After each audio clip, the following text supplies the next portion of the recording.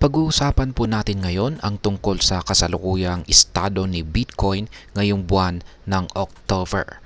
Ayon po sa crypto analyst na si Rec Capital, siya po ay naniniwala na hindi magsasara sa pula o red si Bitcoin ngayong buwan na ito base sa kanyang historical performance.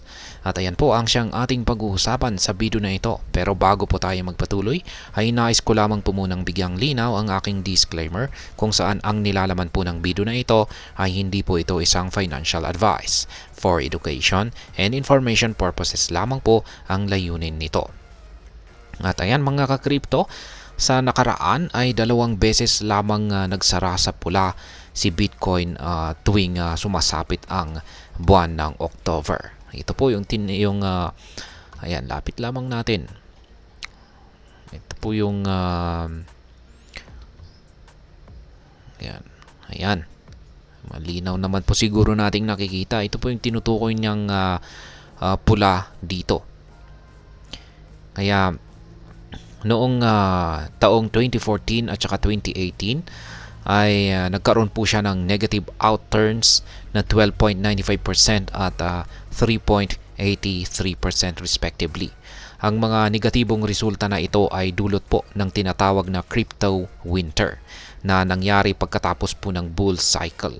Para sa konteksto ay nagsara ang Bitcoin noong 2014 na may yearly deficit na 11.39% habang nagko-consolidate mula sa bull cycle peak na presyong $1,242 noong November 2013.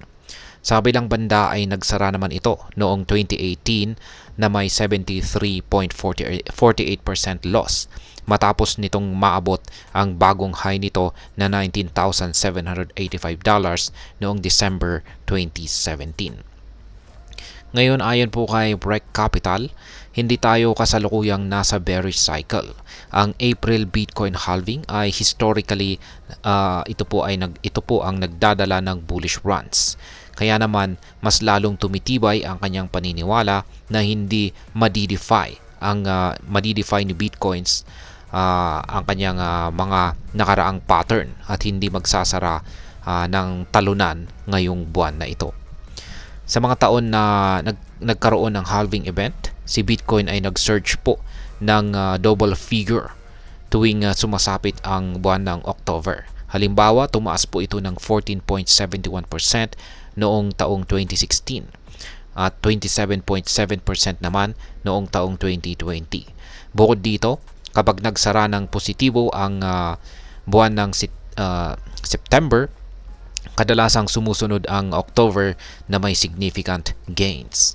Sa nakaraang 12 taon, nag-surge si Bitcoin ng 33.49%, 14.71% at 28.52% tuwing October kapag nagsara ng positibo ang buwan ng September. Ang mga monthly gains na ito ay naitala noong mga taong 2015, 2016 at 2023 at inaasahan ng mga analyst na walang magiging pagkakaiba ngayong buwan na ito.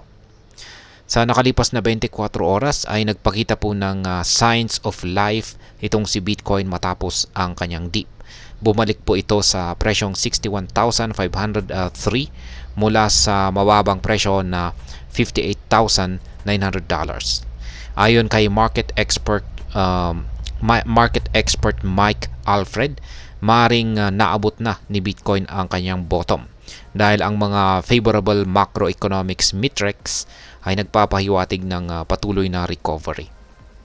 At ayan, sa kabuuan ay ang masasabi ko po rito ay sa kabila po ng pagdududa ng mga market participants, nananatiling positibo si Rec Capital na hindi magsasara sa pula o red itong si Bitcoin ngayong buwan ng October. Ang historical data at kasalukuyang market conditions naman ay nagbibigay po ng optimism na magtatapos ang buwan na ito na may positibong resulta. At ayan, hanggang dito na lamang po tayo sa video na ito mga ka-crypto. Sana po ay inyong nagustuhan ang aking paliwanag sa video na ito. Kung inyo po itong nagustuhan, pakiclick lamang po ang like button nito. Para naman po sa mga bago lamang dito, kayo po ay aking inaanyayahan para mag-subscribe. Pakiclick na rin po ang bell icon nito dahil ito po ang siya magsisilbing notification nito sa mga bago kong videos na akin pong ina-upload sa aking YouTube channel na ito. Marami pong salamat sa panonood, ingat po tayo lagi at God bless po sa ating lahat.